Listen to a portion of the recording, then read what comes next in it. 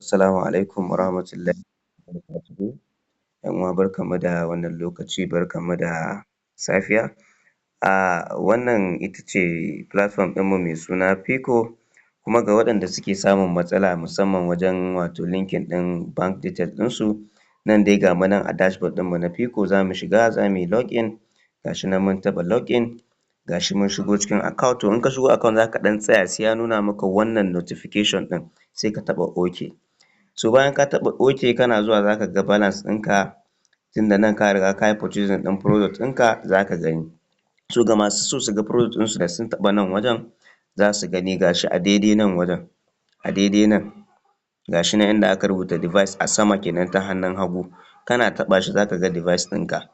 Ga device ɗinka da ka siya, to wannan ya sayi device ɗin shi na 10,000 kenan. To kun gani nan wajen yana running kenan, ga shi nan a daidai nan, nan wajen yana running, kuma ga abin da mutum zai dinga samu a rana 3,200 shi ne income ɗin shi, kuma zai lasting ne a kwana 50. To a kwana 50 ɗin nan duka dai income ɗin da za ka samu duka shi ne 160. To ga shi nan wannan ya yi yanzu wajen awa 21 kenan ya rage masa ya yi receiving ɗin wannan profit ɗin nasa. So da mun dawo sai mu koma baya. In mun dawo baya wajen sa linking ɗin account number ga shi nan wajen me ɗin nan da yake ƙasa, ga shi a nan wajen me, ta hannun damanka a ƙasa za ku taɓa me. So da zarar kun taɓa me sai ku ɗan yi scrolling ku ɗan ɗaga abin sama, ga shi nan za ku ga about us, ga about us a nan, ga platform rules nan za ka ga ƙa'idojin wannan kamfani, nan kuma ga account record, nan kuma za ka ga duk kuɗaɗen da suke shigowa, ƙila ka gayyaci wani ne ka samu commission, to duk za ka gani a nan wajen. In ma withdrawal ka yi za ka gani. Nan kuma help center ne inda za ku shiga help center ɗinsu, nan kuma downloading ne inda za ku downloading application ɗin kai tsaye. Nan kuma wajen password ne kai tsaye ga masu so su canza password ɗinsu za su iya canzawa. Nan kuma redeem gift ne, shi wannan redeem gift ɗin kullum ana iya zuwa a yi shi sabida a telegram channels ɗinsu sukan ba da code ɗin da za a shiga. So nan kuma shi ne wajen bank account, ga shi nan kowa yana gani. To za mu taɓa wajen bank account. So bayan mun taɓa wajen bank account ga add an rubuta a nan wajen, kowa ya ga wannan add ɗin, to sai ka taɓa. Bayan ka taɓa add ɗin nan za ka ga inda za ka yi selecting bank, ga shi nan a na farko za ka selecting bank, sai ka taɓa. In ka selecting bank ga bankunan Najeriya nan kala-kala, sai ka zaɓi wane banki ne kake amfani da shi.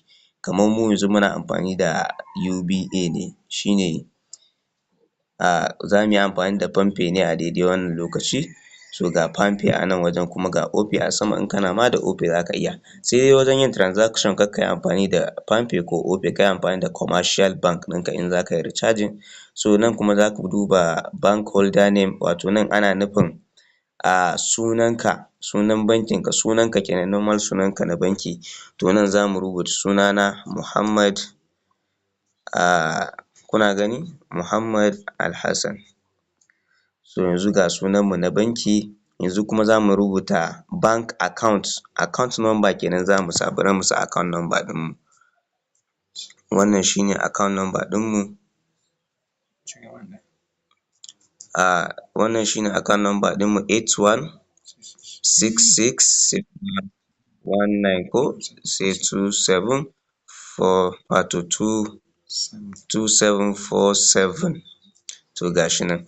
Yanzu wannan shi ne account number ɗinmu na Palmpay. To da zarar ka saka waɗannan details ɗin, na farko sunan banki, na biyu sunanka, na uku account number, sai ka taɓa add, ga add nan a daidai nan sai ku taɓa.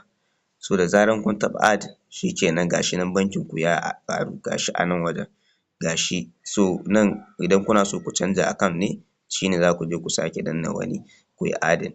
So nan ka gama da nan, kawai za ka koma baya ne, ga shi nan mun dawo baya yanzu.